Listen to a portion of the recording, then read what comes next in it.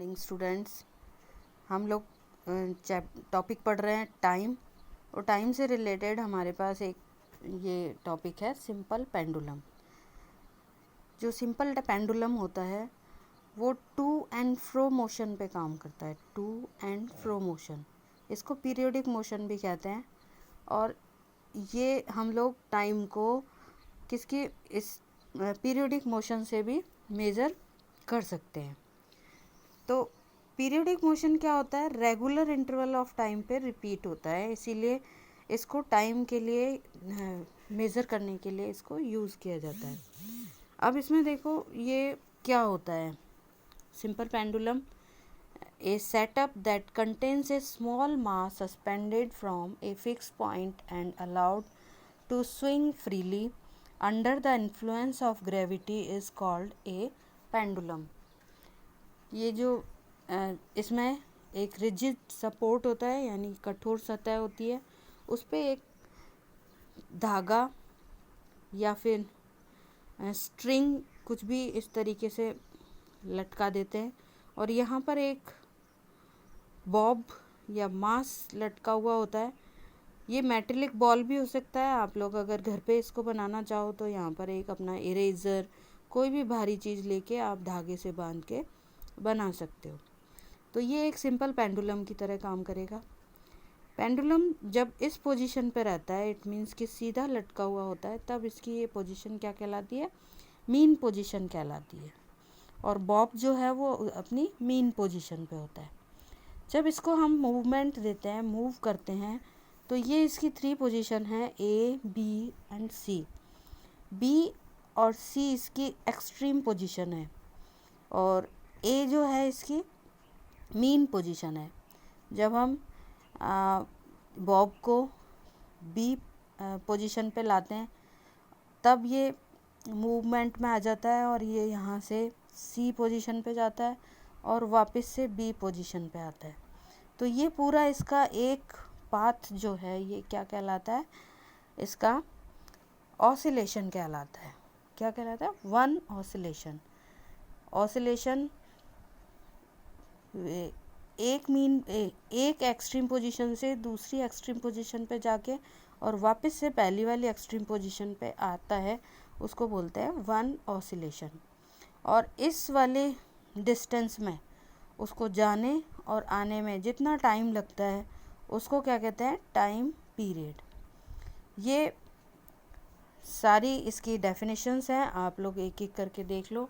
और ये डायग्राम जो है वो उसमें ड्रॉ करना है आपको नोटबुक में, और होमवर्क में करना है ये। इसके बाद देखो ये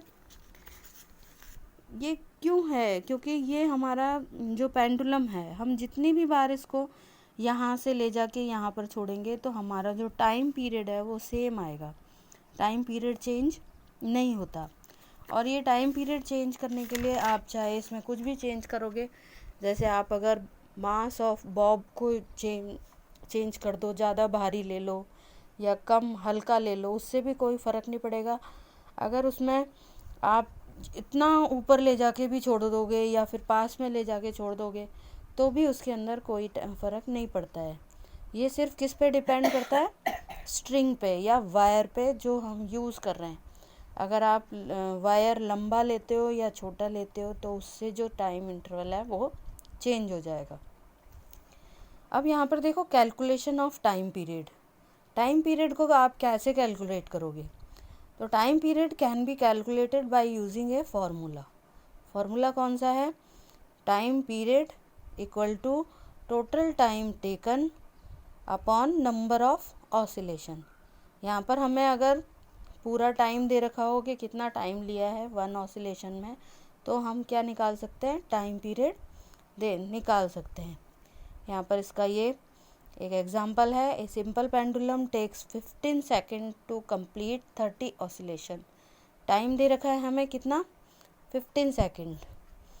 और ऑसिलेशन कितने दे रखे हैं? 30 ऑसिलेशन दे रखे हैं। तो what is the time period of the pendulum? तो आप देखो यहाँ पर सॉल्यूशन में 30 ऑसिलेशन 15 सेकेंड, तो सिंपल सा इसका फॉर्मूला है। तो टाइम पीरियड कितना होगा? 15 अपॉन 30। आप इसको डिवाइड करोगे तो 0.5 सेकंड आपका आंसर आ जाएगा। तो ये टाइम पीरियड का कैलकुलेशन है। इसमें देखो कैलकुलेशन ऑफ एम्पलीट्यूड। एम्पलीट्यूड में देखो, एम्पलीट्यूड मैंने ये बताया था आपको कि यहाँ पर मीन पोजीशन से और एक्सट्रीम पोजीशन के बीच का जो डिस्टेंस होता है उसे एम्पलीट्यूड कहते हैं। The maximum displacement of the Bob from its mean position is called amplitude. तो इसके लिए हमारे पास जो फॉर्मूला है वो है amplitude equal to 1/4 into 16। Amplitude is the maximum distance from mean position. It can be calculated as 1/4 of distance covered in one oscillation. One oscillation अगर आपने दे रखा है तो उसका 1/4 कर देते हैं। जैसे 16 दे रखा है यहाँ पे, तो 16 को 4 से डिवाइड कर दिया, 4 सेंटीमीटर आ गया। अगर यहाँ पर 30 है ऑसिलेशन तो 30/4, तो जितना भी आंसर आएगा ये इसका एम्पलीट्यूड हो जाएगा। आज के लिए इतना ही, कल